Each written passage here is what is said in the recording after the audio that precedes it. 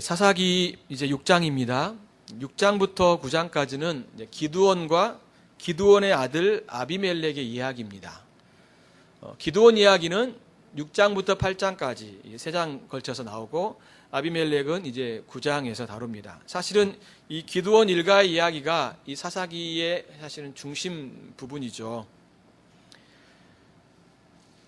1절부터 보게 되면 다시 이제 이스라엘 백성들이 여호와의 목전에 악을 행하게 됩니다. 그래서 이제 7년 동안 하나님께서 미디안의 손에 넘겨주시게 되죠.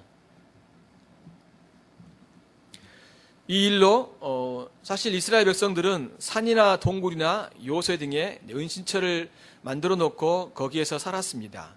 그러니까 미디안의 공격이 오면 그가 원래 살았던 곳에서 이제 쳐들어오게 되면 다시 그곳으로 피하고, 또한 그들이 농사를 짓게 되면 미디안 사람들이 와서 그 농사들을 다 망쳐버렸습니다. 심지어 가축까지도 다 빼앗아 가게 된 거죠. 결국은 그들이 먹을 것도 없게 되고, 또 그들 가축도 잃게 되고, 또 그들이 살 수 있는 그런 거처까지도 사실은 그들이 이제 위협에 처하게 된 것이죠. 굉장한 궁핍함과 가난하게 그들이 살게 됩니다. 6절에 보게 되면 이스라엘이 미디안으로 말미암아 궁핍함이 심한지라 이에 이스라엘 자손이 여호와께 부르짖었다라고 말씀하고 있습니다. 이러한 그들의 비참한 모습은요, 그들이 하나님을 떠났기 때문에 그렇습니다.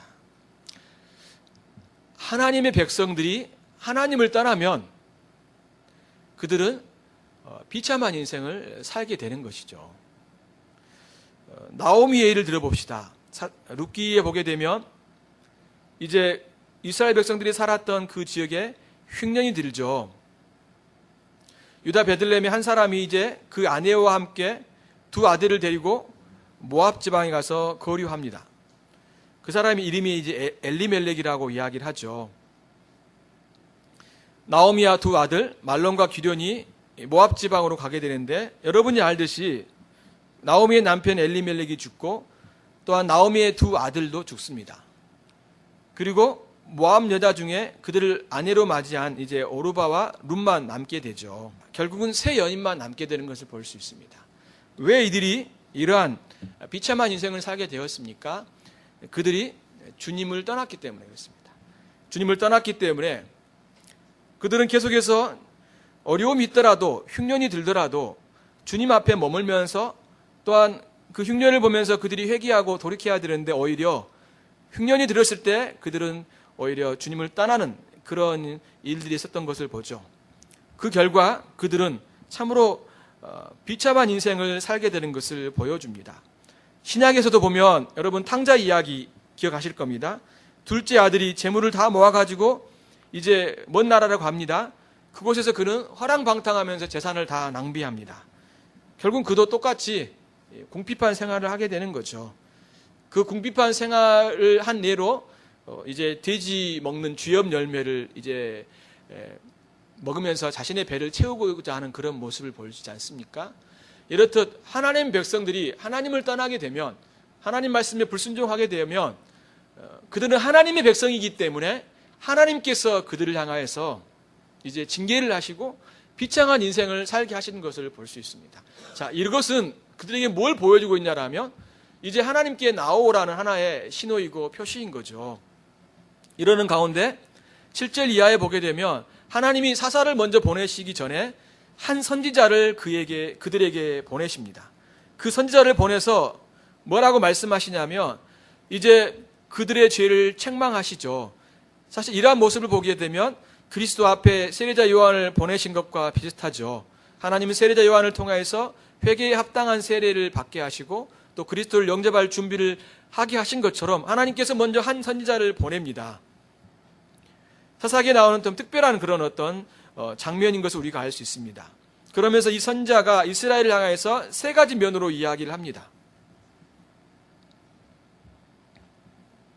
10절 보십시오. 8절부터 보면요, 여호와께서 이스라엘 자손에게 한 선지자를 보내시니 그가 그들에게 이르되 여호와께서 이같이 말씀하시기를 이스라엘의 하나님, 내가 너희를 애굽에서 인도하여 내며 너희를 그 종 되었던 집에서 나오게 하여 애굽 사람의 손과 너희를 학대하는 모든 자의 손에서 너희를 건져내고 그들을 너희 앞에서 쫓아내고 그 땅을 너희에게 주었으며 라고 말을 합니다. 두 가지를 이야기해 주고 있죠. 애굽 땅으로부터 너희들을 건져내었다. 그리고 지금 너희들이 지금 머물고 있는 이 가나안 땅이 하나님이 너희들에게 주신 선물이다 라고 말을 합니다. 그러면서요 10절에서는 나는 너희 하나님 여호와니 너희가 거주하는 아모리 사람의 땅의 신들을 두려워하지 말라 하였으나 너희가 내 목소리를 듣지 아니하였다라고 말을 합니다. 그렇죠. 그 땅의 신들을 두려워하는 것이 아니라 하나님께서는 그 땅에 있는 사람들과 싸워서 그 땅을 차지하고 이제 그들이 그곳에서 하나님을 섬기기를 원하셨습니다. 그렇지만 이스라엘 백성들은 오히려 그렇지 않고 불순종하며 이방신을 섬기는 그런 참으로 불순종한 모습을 그들에게 보이는 것을 우리가 볼 수 있는 것입니다. 지금 이것은 우리에게 어떤 말씀입니까? 그것은 지금 우리에게 이야기한다라면 주님께서 우리를 예수 그리스도의 십자가의 죽음을 통하여서 우리를 구원해 주셨다는 겁니다. 그리고 우리를 그리스도 안에 우리를 두신 거죠. 그렇다면 우리는 이제 그분의 놀라운 구원, 또 우리가 그분 안에 있다라는 것, 우리가 그분을 섬기고 그 말씀에 따라 주님을 섬기고 살아가는 삶에 대하여서 늘 바른 인식 가운데 주님을 섬기는 삶을 살아야 되는데 그렇지 못했다는 것을 우리에게 보여주고 있는 것입니다. 여러분, 우리가 이 땅에 살아가면서 하나님 말씀에 불순종하고 또한 원수와 그리고 이 세상과의 싸움에서 우리가 포기하는 싸움을 살아가는 이유가 무엇입니까? 그것은 예수 그리스도께서 우리 가운데 행하신 놀라운 구원의 은혜를 망각하는 거고 우리가 그 은혜로 말미암아 그리스도 안에 있다라는 참으로 우리가 주님의 놀라운 은혜 안에 거하고 있다라는 이러한 사실들을 망각하면서 점점 멀어질 때 우리는 주님과 멀어질 뿐만 아니라 세상과 타협하며 세상 가운데 살아가는 삶을 살아갈 수밖에 없다는 것입니다. 주님은 선자를 통하여서 분명히 그들의 죄를 책망하시면서 돌이킬 것을 말씀합니다. 그 다음에 주님께서 이제 그들의 죄악들을 보여주시면서 기드온을 사사로 부르시죠. 그런데 기드온이 어떤 모습으로 등장을 하냐면요, 11절 보면요, 여호와의 사자가 아비에셀 사람 요아스에게 속한 오브라에 이르러 상수리 나무 아래에 앉으니라. 마침 요아스의 아들 기드온이 미디안 사람에게 알리지 아니하려 하여 밀을 포도주 틀에서 타자 가더니, 미디안 사람들이 보지 않게 하기 위해서 그 밀을요 포도주 틀에서 타작하고 있는 모습을 볼 수 있습니다. 얼마나 옹색하고 초라합니까? 그렇죠. 떳떳하지 지금 못하고 있는 거예요. 혹시나 그들이 또 갈취할까봐, 또 그들이 공격할까봐 두려워하고 있는 그런 기드온의 모습을 우리가 처음 등장해서 볼 수 있죠. 그런데 이 기드온을 향해서 여호와 사자가 나타나서요, 12절에 보면 큰 용사여 여호와께서 너와 함께 계시도다라고 말을 합니다. 얼마나 큰 용기가 되겠습니까? 근데 사실요, 기드온에게 이 말은 그에게 어울리지 않는 겁니다. 그럼에도 불구하고 주님께서 이제 그가 큰 용사가 될 것을 예고하면서 내가 너와 함께 하겠다라고 말씀하고 있는 것을 볼 수 있습니다. 그런데 이 말을 들은 기드온이 뭐라고 이제 주님께 반문하자면 세 가지로 이야기를 합니다. 13절부터 나오죠. 오 나의 주여 여호와께서 우리와 함께 계시며 어찌하여 이 모든 일이 우리에게 일어났나이까? 또 우리 조상들이 일찍이 우리에게 이르기를 여호와께서 우리를 애굽에서 올라오게 하신 것이 아니냐 한 그 모든 이적이 어디 있나이까? 이제 여호와께서 우리를 버리사 미디안의 손에 우리를 넘겨주셨나이다 라고 말을 합니다. 자, 이 말의 요지가 뭘까요? 주님이 함께 하신다면 왜 우리가 고통을 받아야 됩니까? 지금 그 이야기를 하고 있고요. 주님이 이전에 하나님께서 이스라엘 백성들을 이렇게 건져내는 놀라운 기적을 행하셨는데 왜 우리에게도 이러한 기적들을 나타내지 않습니까? 라고 이야기하고, 주님이 우리에게 이렇게 미디안 손에서 넘겨주신 걸 보면 우리를 버리신 것이 아닙니까? 라고 주님께 지금 반문하고 있는 것입니다. 이것은요, 기드온의 이 한 말을 통하여서 이스라엘 백성들이 어떠한 생각들을 갖고 있는지를 보여주고 있는 겁니다. 사실은 그들이 고난을 받을 때, 그들이 이런 핍박을 받을 때, 그들이 정말 이렇게 고통과 어려움과 궁핍함과 비참한 인생을 살아갈 때, 또 선자를 통하여서 분명히 그들의 죄를 고발하였음에도 불구하고 그들이 죄를 회개하고 어떻게 하면 좋겠습니다라고 이렇게 물어봐야 되는데 그렇지 않고요. 왜 우리가 이렇게 고난을 받아야 됩니까? 주님이 함께 하신다라고 했는데 왜 우리에게 이러한 놀라운 기적들이 나타나지 않습니까? 라고 사실 그들이 죄를 고백하기보다 오히려 그들이 현재의 문제에 대한 것에만 집착하고 있는 것들을 볼 수 있습니다. 그들의 관심은 문제 해결에 대한 관심이 있었어요. 사실 그 문제의 근원, 정말로 해결할 수 있는 그 본질이 무엇인지를 그들이 사실 이 기드온이 하나님 앞에 나와 구하지 못하고 있는 것들을 볼 수 있는 것입니다. 우리도 똑같습니다. 현재 우리가 어려움을 받을 때 여러 가지 삶의 고난과 어려움과 핍박과 때로는 여러 가지 그것뿐만 아니라 우리에게 어떤 비참함과 또 우리의 죄로 말미암아 여러 가지 삶의 징계와 고난이 있을 때 사실은 우리 자신들을 돌아보면서 어떻게 내가 주님을 섬기고 내 삶의 주님 앞에서 어떻게 사는 것이 바른 것인지를 한번 돌아보고 그리고 주님께 혹시 내가 저 앞에 바른 삶을 살지 못하고 말씀에 불순종한 모습이 있다라면 그것을 향해서 고백하고 하나님의 은혜를 구하는 일들이 있어야 되는데 사실은 당장 그 문제가 나한테 해결되고 그 문제가 해결되어서 다시 그것들을 회복하는 그런 일에만 관심이 있다는 거죠. 근데 사실 그 본질은 우리가 하나님 앞에서 혹시나 불순종하고 있는지 않는지 우리가 하나님 말씀에 따르고 있지 않는지 주님이 기뻐하시고 원하는 삶을 살고 있지 않는지를 돌아보면서 회개할 때만이 진정한 문제의 해결책을 찾을 수 있다는 것입니다. 이 질문은 참으로 바르지 않고 합당하지 않는 태도인 것을 분명히 보여주고 있습니다. 그러면서 그를 향해서 여호와께서 뭐라고 말씀하십니까? 14절을 보면 너는 가서 이 너의 힘으로 이스라엘을 미디안의 손에서 구원하라. 내가 너를 보낸 것이 아니냐라고 말하면서 다시 한번 내가 너를 통해서 이스라엘을 구원할 것이다. 내가 너를 지금 부르고 있다라고 주님이 그를 부르시는 것을 볼 수 있습니다. 그러면서 이제 15절과 16절 보게 되면 기드온이 대답하죠. 내가 무엇으로 이스라엘을 구원하겠습니까? 보소서 나의 집은 므낫세 중에 극히 약하고 나는 내 아버지 집에서 가장 작은 자라고 이야기를 합니다.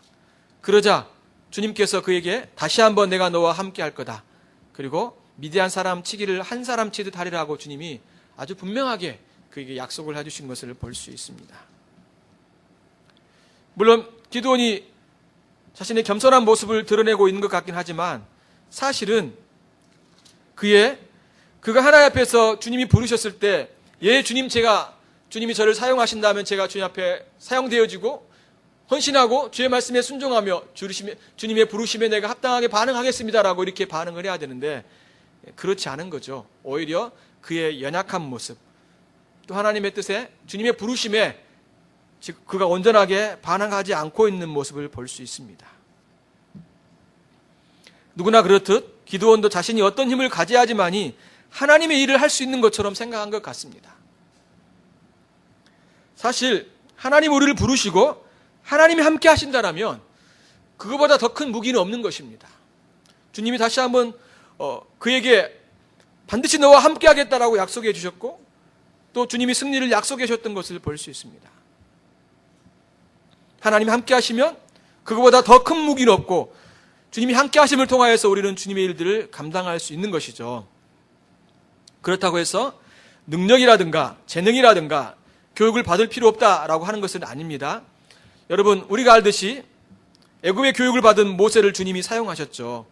또한 당대 최고의 율법학자로부터 배운 바울을 주님이 사용하셨습니다. 그렇지만 하나님 또한 어떤 사람을 사용하셨습니까? 그의 제자들, 특별히 예수님의 제자들은 어부였고요. 또한 구약의 선지자들 중에는 농부들도 있었습니다. 또한 구두수성공이었던 무디도요. 설교를 할 때마다 문법이 틀렸다고 합니다.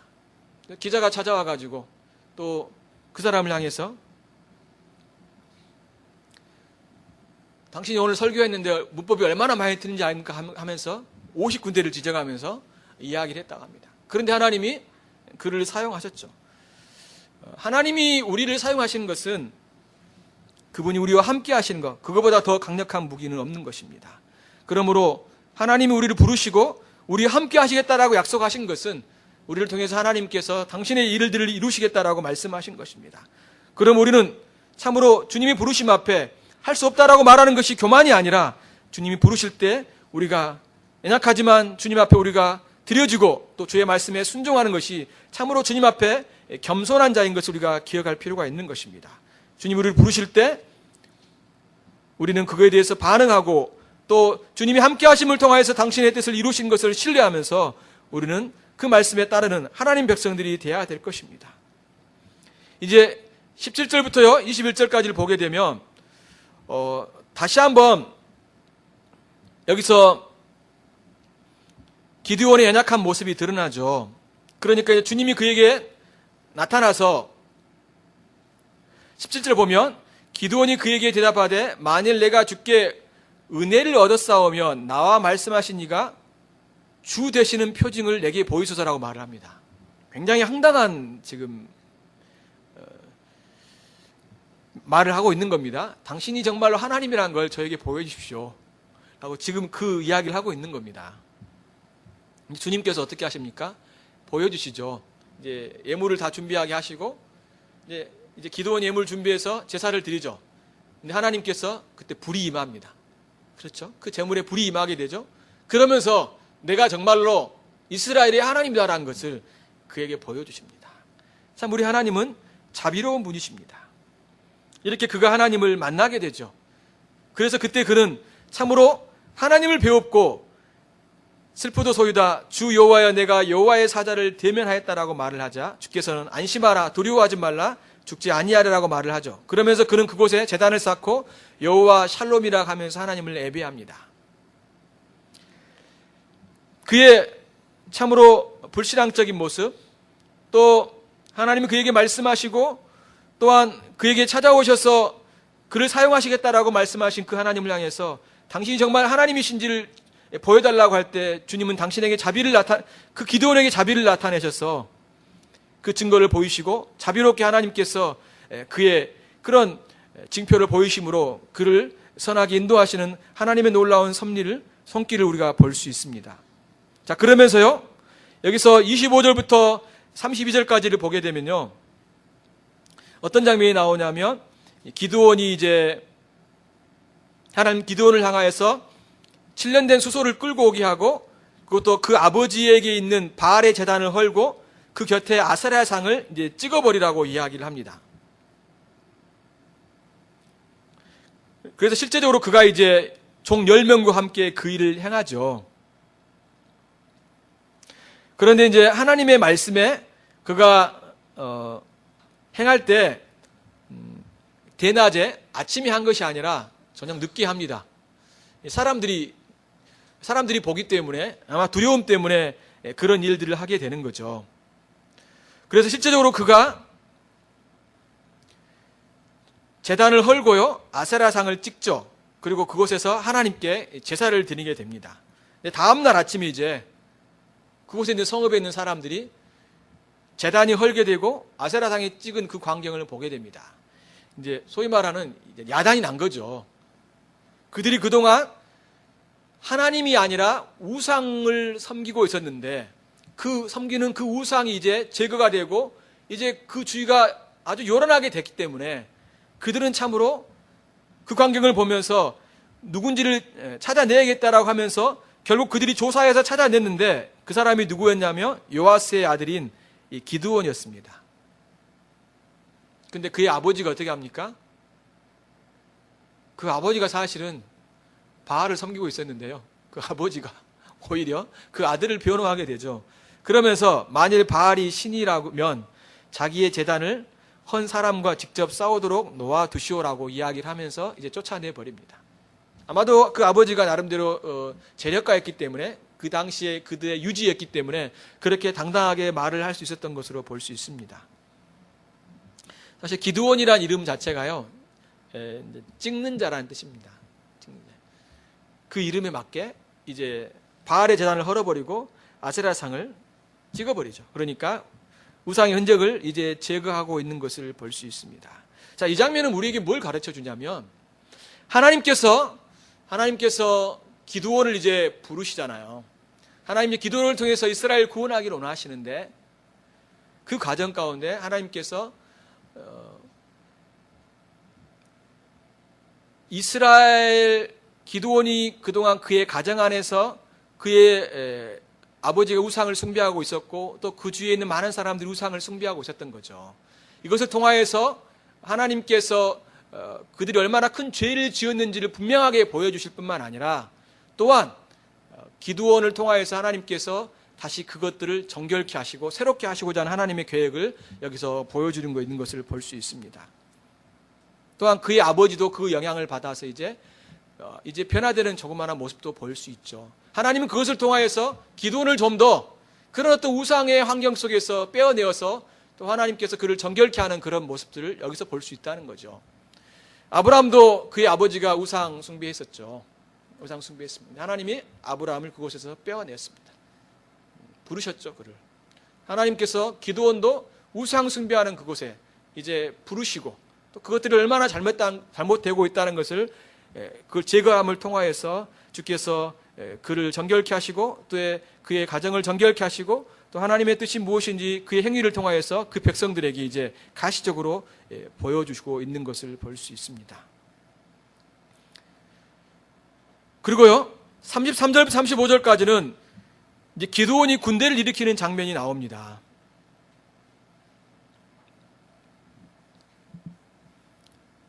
(33절) 보면 그때 미디안과 아말렉과 동방 사람들이 다 함께 모여 요단강을 건너와서 이스라엘 골짜기에 진을 친지라.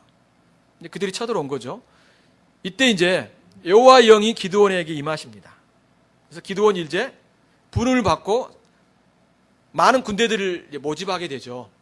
이때 이제 이렇게 군대를 모집하고 전쟁에 나아가게 되는 것은 주님께서 기드온에게 여호와 영을 입혀주셨기 때문에, 주님께서 여호와 영, 성령을 그에게 충만하게 부어주셨기 때문에 이제 그 일을 감당하게 되는 것을 볼 수 있습니다.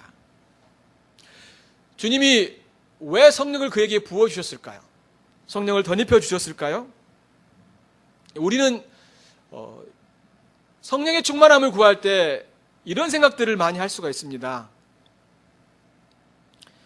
성령의 충만함을 구하고 우리가 성령의 인도를 받고 성령의 충만함으로 주님을 따르는 것은 우리가 원하는 것들을 더 담대하게 하기 위한 목적으로 성령의 도우심을 원하는 것이, 성령의 도우심을 구하는 것이 아니라는 거죠. 근데 많은 경우 우리는 성령의 도우심을 구하고 성령의 충만함을 구할 때 내가 원하는 것, 아니면 내가 해야 될 일, 또 내가 현재 앞에 있는 그것들이 좀 더 잘 되게 하기 위한 목적으로 우리는 성령의 도우심을 구합니다. 근데 사실은 그것이 성령의 도우심을 구하는 본질적인 게 아니죠. 성령의 도우심을 구하는 것은, 또 성령이 주권적으로 그들에게 성령을 부어주신 이유가 뭐냐면, 그것은 내가 원하고 내가 바라는 것들을 하기 위해서 성령을 사용하는 것이 아니라 성령께서 나를 통하여서 당신의 뜻을 행하게 하기 위한 목적이죠. 그럼 우리가 아침마다 일어나서 성령의 충만함을 구하고 성령의 도우심을 구하는 것은 뭘까요? 하나님, 오늘도 제가 내 뜻대로 살아가는 것이 아니라 성령의 인도와 성령의 통치와 하나님이 기뻐하신 일들을 할 수 있도록 도와주시옵소서. 제 힘으로 이것들을 할 수 없습니다라고 하는 그런 마음을 가지고 주의 은혜를 구하는 것입니다. 이것이 바로 성령의 충만함입니다. 특별히 하나님께서는 그의 일꾼들을 사용하실 때 이렇게 성령을 주권적으로 부으셔가지고 그들에게 은혜를 주셔서 당신의 일들을 하게 하시는 거죠. 그러니까 하나님의 일을 하기 위해서 성령을 부어주신다는 겁니다. 그래서 그를 통하여서 당신의 구원의 놀라운 일들을 행하시게 한다는 거죠. 우리가 성령을 구하는 것과 성령의 충만함을 구하는 것과 또 성령이 기름 부으심을 통하여서 그들을 사용하시는 것은 사실은 같은 맥락이라고 우리가 말할 수 있는 것입니다. 그러므로 하나님 일꾼들은 성령의 도우심을 구해야 되고, 하나님은 그들에게 성령을 주셔서 당신의 뜻을 이루시고 당신이 계획하신 것들을 신실하게 이루시는 놀라운 그런 하나님인 것을 볼 수 있습니다. 그래서 스가랴 4장 6절을 보게 되면 만군의 여호와께서 말씀하시되 이는 힘으로 되지 아니하며 능으로 되지 아니하며 오직 나의 신으로, 그러니까 성령으로 된다라고 말합니다. 이 말씀이 어떤 환경 속에서 주어진지 여러분 아실 겁니다. 이제 그들이 예루살렘으로 돌아왔어요. 이제 그들이 성전을 지어야 되는데 그 일이 사람의 힘으로, 사람의 능력으로 되는 것이 아니라 바로 성령의 능력으로 된다라고 분명하게 말씀하고 있는 것입니다. 하나님의 교회를 세우는 것도 그렇고 우리의 삶이 하나님께 온전히 드려지고 하나님의 뜻을 행하는 이 모든 것들도 바로 성령의 능력으로 감당하는 것을 보여주고 있죠. 결국 하나님께서는 당신의 뜻을 당신이 바로 이루시고 그것들을 통하여서 하나님께서 놀랍게 역사하시는 분인 것을 우리에게 보여주고 있습니다.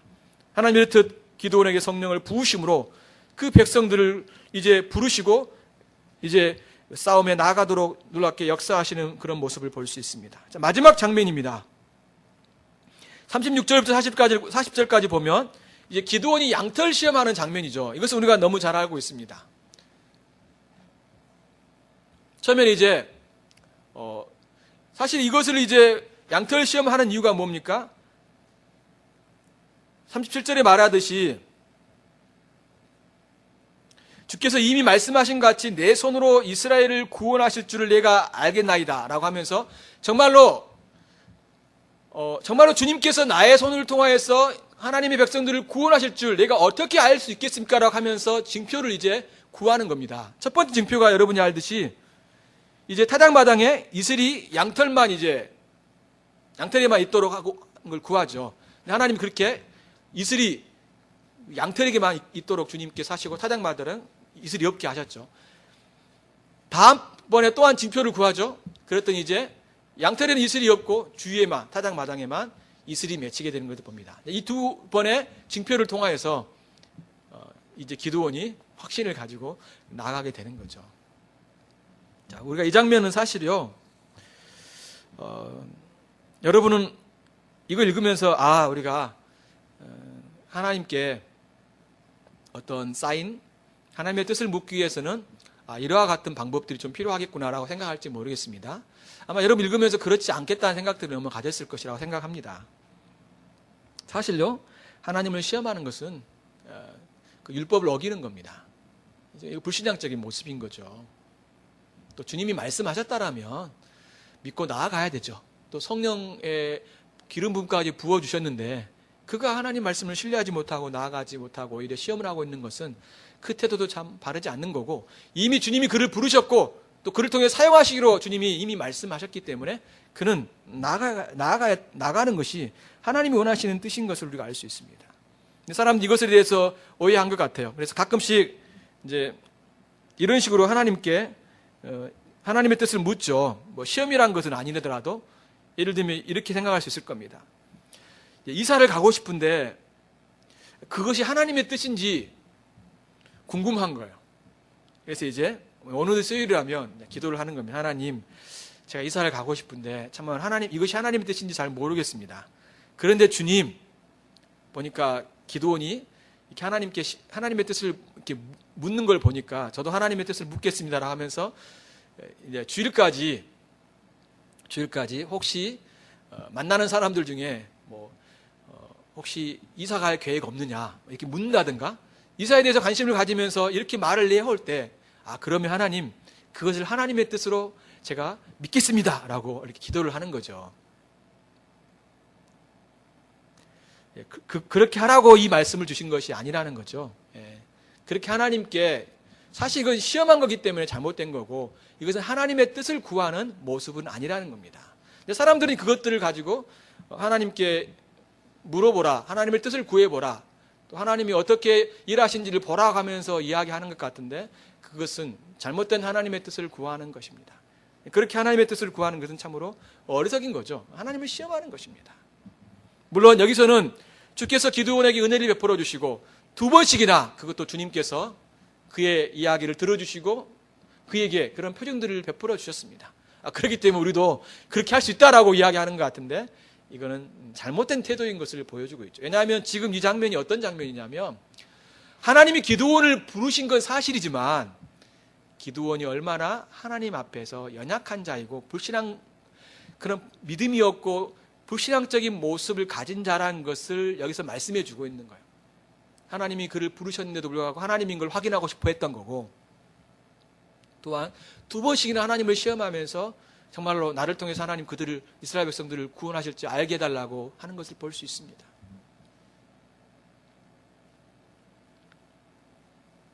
그런데 이 이야기는 그것으로 끝나는 것이 아니라 그런 연약하고 믿음이 없는 기드온을 하나님이 부르셔서 이스라엘 백성들을 구원하기를 기뻐하시는 하나님의 손길을 여기서 또한 우리가 볼 수 있는 것입니다.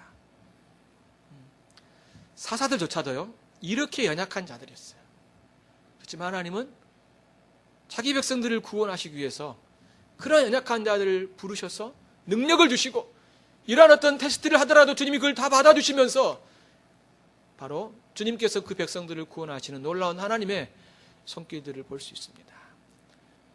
사실 우리는 연약한 자들이죠.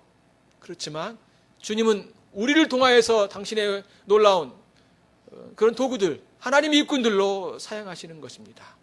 우리가 완벽하기 때문에 그러는 것이 아니라 하나님 우리를 통하여서 또한 다른 사람들을 구원하시고, 또한 하나님께서 우리를 통하여서 당신의 놀라운 구원의 일들을 이루기를 기뻐하시는 분이시라는 겁니다. 그러므로 여러분, 낙심하지 아니하고, 또한 이러한 모습을 보면서 우리가 괜찮구나, 그걸 말해주는 것이 아니라 우리가 정말로 하나님 원하시는 그런 믿음의 사람으로 잘 더 세워져 가면서 주님 앞에 더 우리가 이런 반문을 하면서 테스트를 하면서 하나님 앞에서 뭔가를 더 요구하면서 주님을 따라가기보다, 우리가 하나님 우리와 함께 하신다라고 약속하셨기 때문에 우리가 그 약속의 말씀을 신실하게 붙들고 주님을 따라가는 하나님 백성들이 되어야 되는 것입니다.